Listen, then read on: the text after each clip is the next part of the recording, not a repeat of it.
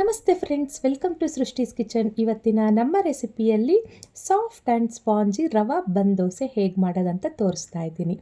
ಹತ್ತಿಯಷ್ಟೇ ಮೃದುವಾಗಿರೋ ಈ ದೋಸೆಯನ್ನು ಮಾಡಲಿಕ್ಕೆ ಸಮಯನೂ ಹೆಚ್ಚಿಗೆ ಬೇಕಾಗಿಲ್ಲ. ಹಾಗೆಯೇ ನಮಗೆ ದೋಸೆ ಹಿಟ್ಟು ಇರಬೇಕು, ಇಡ್ಲಿ ಹಿಟ್ಟು ಇರಬೇಕು ಅನ್ನೋ ಅವಶ್ಯಕತೆ ಇಲ್ಲ, ನೆನೆಸೋ ಅವಶ್ಯಕತೆ ಇಲ್ಲ, ರುಬ್ಬೋ ಅವಶ್ಯಕತೆ ಇಲ್ಲ. ಮತ್ತು ಹೇಗಪ್ಪ ಮಾಡೋದು ಅಂದ್ಕೊಳ್ತಿದ್ದೀರಾ? ಹಾಗಿದ್ರೆ ಈ ವಿಡಿಯೋ ಸ್ಟಾರ್ಟಿಂಗ್ ಟು ಎಂಡಿಂಗ್ವರೆಗೂ ಮಿಸ್ ಮಾಡ್ತೀರಾ ನೋಡಿ. ಹಾಗೆಯೇ ಈ ದೋಸೆ ಹೊಟ್ಟಿಗೆ ತಿನ್ನಲಿಕ್ಕೆ ಸಖತ್ ಟೇಸ್ಟಿಯಾದ ಒಂದು ಚಟ್ನಿ ರೆಸಿಪಿಯನ್ನು ಸಹ ತೋರಿಸ್ತಾ ಇದ್ದೀನಿ. ಹಾಗಿದ್ರೆ ಸ್ಟಾರ್ಟ್ ಮಾಡೋಣ ಬನ್ನಿ ಫ್ರೆಂಡ್ಸ್. ಮೊದಲಿಗೆ ಇಲ್ಲಿ ಒಂದು ಬೌಲ್ ತೊಗೊಂಡಿದ್ದೀನಿ. 1 ಕಪ್ಪಷ್ಟು ರವೆಯನ್ನು ಇದಕ್ಕೆ ಹಾಕ್ಕೊಳ್ತಾ ಇದ್ದೀನಿ. ಉಪ್ಪಿಟ್ಟು ಮಾಡ್ಕೊಳ್ತೀವಲ್ಲ, ಮೀಡಿಯಮ್ ಸೈಜ್ ರವೆ, ಬಾಂಬೆ ರವೆ. ಆ ರವೆಯನ್ನು 1 ಕಪ್ಪಷ್ಟು ಮಿಕ್ಸಿಂಗ್ ಬೌಲ್ಗೆ ತೆಗೆದುಕೊಳ್ತಿದ್ದೀನಿ. ಅದೇ ಕಪ್ಪಲ್ಲಿ 1/4 ಕಪ್ಪಷ್ಟು ಗಟ್ಟಿ ಮೊಸರನ್ನು ಇದಕ್ಕೆ ಹಾಕ್ಕೊಂಡು ಆ ಕಪ್ಪಲ್ಲೇ 1/4 ಕಪ್ಪಷ್ಟು ನೀರನ್ನು ಹಾಕ್ಕೊಳ್ತಾ ಇದ್ದೀನಿ.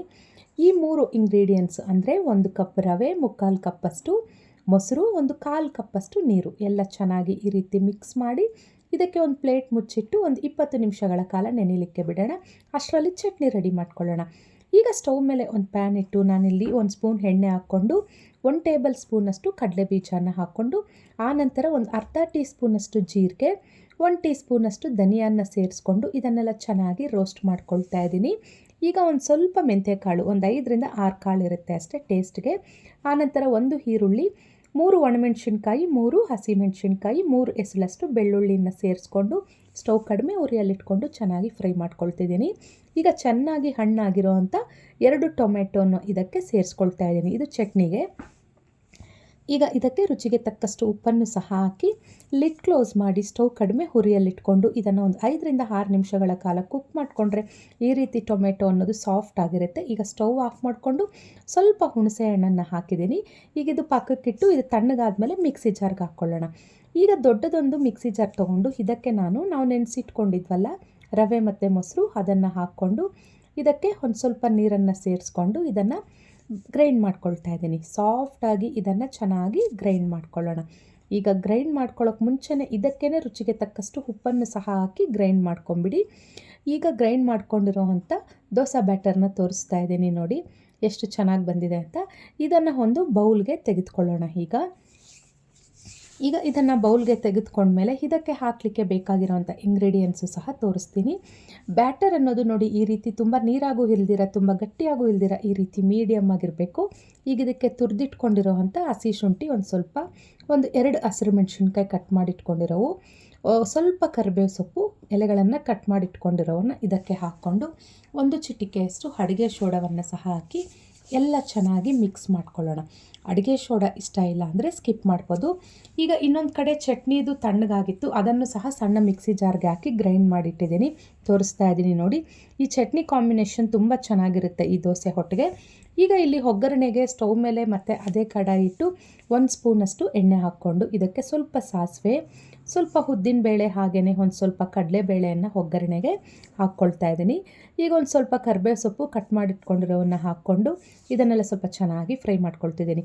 ದೋಸೆ ಬ್ಯಾಟರ್ಗೆ ಕಟ್ ಮಾಡಿಟ್ಟಿದ್ದೆ ಕರಿಬೇವು ಸೊಪ್ಪು, ಅದೇ ಸೊಪ್ಪಿತ್ತು, ಸ್ವಲ್ಪ ಇದಕ್ಕೂ ಸಹ ಹಾಕ್ಕೊಂಡು ಇದೇ ಒಗ್ಗರಣೆಯನ್ನೇ ಸ್ವಲ್ಪ ಚಟ್ನಿಗೂ ಸಹ ಅದೇ ಹಾಕಿ ಉಳಿದ ಒಗ್ಗರಣೆಯನ್ನು ನಾವು ಈಗ ದೋಸೆ ಬ್ಯಾಟರ್ಗೆ ಮಿಕ್ಸ್ ಮಾಡ್ಕೊಳ್ಳೋಣ. ಈ ರೀತಿಯಾಗಿ ಮಿಕ್ಸ್ ಮಾಡಿಕೊಂಡು ಚೆನ್ನಾಗಿ ಕಲಿಸ್ಕೊಳ್ಳಿ. ಈಗ ಸ್ಟವ್ ಮೇಲೆ ಚಿಕ್ಕದೊಂದು ಕಡಾಯಿ ಇಟ್ಟಿದ್ದೀನಿ, ನಾವು ಒಗ್ಗರಣೆಗೆಲ್ಲ ಯೂಸ್ ಮಾಡ್ತೀವಲ್ಲ ಅದನ್ನಿಟ್ಟಿದ್ದೀನಿ. ಅದಕ್ಕೆ ಒಂದು ಸ್ವಲ್ಪ ಎಣ್ಣೆಯನ್ನು ಹಾಕಿ ಈ ರೀತಿಯಾಗಿ ಚೆನ್ನಾಗಿ ಸ್ಪ್ರೆಡ್ ಮಾಡ್ಕೊಳ್ತಾ ಇದ್ದೀನಿ. ಇದು ಹೆಂಚು ಮೇಲೆ ಹಾಕೋದಕ್ಕಿಂತ ಈ ರೀತಿ ಇದರಲ್ಲಿ ಹಾಕ್ಕೊಂಡ್ರೆ ತುಂಬ ಚೆನ್ನಾಗಿ ಬರುತ್ತೆ. ಈಗ ಇದಕ್ಕೆ 1 ಟೇಬಲ್ ಸ್ಪೂನಷ್ಟು ಎಣ್ಣೆ ಹಾಕ್ಕೊಳ್ತಿದ್ದೀನಿ. ಎಣ್ಣೆ ಸ್ವಲ್ಪ ಹೆಚ್ಚಿಗಿಡಿದ್ರೇ ನಮಗೆ ಈ ಬನ್ ದೋಸೆ ಸಾಫ್ಟಾಗಿ ಬರೋದು. ಈಗ ಒಂದು 2 ಸೌಟಷ್ಟು ಹಿಟ್ಟನ್ನು ನಾನು ಇದಕ್ಕೆ ಸೇರಿಸ್ಕೊಳ್ತಾ ಇದ್ದೀನಿ. ಸ್ಟವ್ ಮಧ್ಯಮ ಉರಿಯಲ್ಲಿಟ್ಕೊಂಡ್ರೆ ಒಳ್ಳೆ ಕಲರಲ್ಲಿ ಬರುತ್ತೆ ನಮಗೆ ಈ ಬನ್ ದೋಸೆ. ಈಗ ಸುತ್ತು ಒಂದು ಸ್ಪೂನಷ್ಟು ಎಣ್ಣೆಯನ್ನು ಹಾಕ್ಕೊಂಡು ಇದಕ್ಕೆ ಒಂದು ಪ್ಲೇಟ್ನ ಮುಚ್ಚಿಟ್ಟು ಇದನ್ನು ಒಂದು 4ರಿಂದ 5 ನಿಮಿಷಗಳ ಕಾಲ ಕುಕ್ ಮಾಡ್ಕೊಳ್ಳೋಣ. ಸ್ಟವ್ ಈಗ ಕಡಿಮೆ ಉರಿಗಿಟ್ಕೊಳ್ಳಿ. ಈಗ ನಾನು 4-5 ನಿಮಿಷ ಆದಮೇಲೆ ಪ್ಲೇಟ್ ತೆಗೆದು ತೋರಿಸ್ತಾ ಇದ್ದೀನಿ. ಈಗ ನೋಡಿ ಸೈಡಲ್ಲೆಲ್ಲ ಒಳ್ಳೆ ಬ್ರೌನ್ ಕಲರ್ ಬಂದಿದೆ, ಗೊತ್ತಾಗುತ್ತೆ ನಮಗೆ.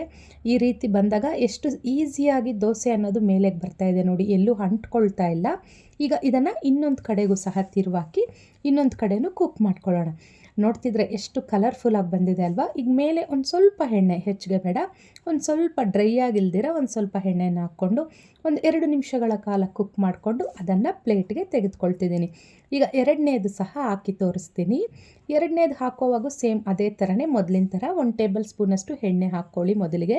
ಆನಂತರ ಒಂದು 2 ಸೌಟಷ್ಟು ದೋಸೆ ಹಿಟ್ಟನ್ನು ಹಾಕ್ಕೊಳ್ಬೇಕು. ಈ ರೀತಿಯಾಗಿ ಹಾಕಿದ ನಂತರ ಸ್ಟವ್ ಕಡಿಮೆ ಹುರಿಯಲ್ಲಿಟ್ಕೊಂಡು ಇದನ್ನು ಪ್ಲೇಟ್ನ ಮುಚ್ಚಿಟ್ಟು ಒಂದು 4ರಿಂದ 5 ನಿಮಿಷಗಳ ಕಾಲ ಕುಕ್ ಮಾಡಿಕೊಂಡು ಆನಂತರ ಪ್ಲೇಟ್ ಓಪನ್ ಮಾಡ್ಕೊಳ್ಳಿ. ಈ ರೀತಿ ಬಣ್ಣ ಎಲ್ಲ ಕರೆಕ್ಟಾಗಿ ಬದಲಾಗಿದ್ದರೆ ಅದು ಸ್ವಲ್ಪನೂ ಅಂಟ್ಕೊಳ್ದಿರ ನಮಗೆ ಈಸಿಯಾಗಿ ಎದ್ದೇಳುತ್ತೆ. ಈಗ ಇನ್ನೊಂದು ಕಡೆಗೆ ತಿರುವಾಗ್ತಾ ಇದ್ದೀನಿ ನೋಡಿ. ಬೆಳಗಿನ ಗಡಿಬಿಡಿಯಲ್ಲಿ ಬ್ರೇಕ್ಫಾಸ್ಟ್ಗೆ ತುಂಬ ಬೇಗ ಆಗುತ್ತೆ, ಹಾಗೆ ಕಡಿಮೆ ಸಾಮಗ್ರಿಗಳನ್ನು ಉಪಯೋಗಿಸ್ಕೊಂಡು ಸಹ ನಾವು ಮಾಡ್ಬೋದು. ಇದಕ್ಕೆ ಹೆಚ್ಚಿಗೆ ಏನು ಬೇಕಾಗಿಲ್ಲ, ರವೆ ಮತ್ತು ಮೊಸರು. ಈಗ 2 ಮಾಡಿ ತೋರಿಸಿದ್ದೀನಿ ನೋಡಿ. ಬಿಸಿ ಬಿಸಿಯಾಗಿ ಇಲ್ಲಿ ಬಂದ್ ದೋಸೆ ರೆಡಿ ಆಯಿತು. ಅದ್ರ ಹೊಟ್ಟಿಗೆ ಸವಿಯಲು ಸಖತ್ ಟೇಸ್ಟಿಯಾದ ಚಟ್ನಿನೂ ಇದೆ. ನಿಮಗೆ ಈ ರೆಸಿಪಿ ಇಷ್ಟ ಆಯಿತು ಅಂತ ಅಂದ್ಕೊಳ್ತೀನಿ. ಇಷ್ಟ ಆಗಿದ್ದಲ್ಲಿ ಲೈಕ್ ಮಾಡಿ, ಶೇರ್ ಮಾಡಿ, ಹಾಗೆ ಸಬ್ಸ್ಕ್ರೈಬ್ ಮಾಡಿ.